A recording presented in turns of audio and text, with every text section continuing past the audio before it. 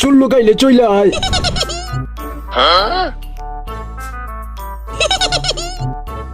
দাঁড়াও, কই যাইতেছো? মন্দার মুরগি অসুস্থ, তাই দেখতে যাইতেছি।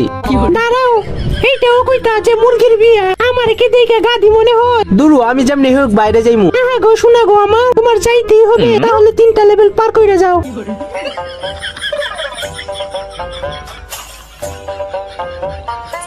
প্রথম রাউন্ড, পুতুল না ভেঙে ডিমটা ভালোভাবে বের করে দেখাও। একেবারে সিম্পল।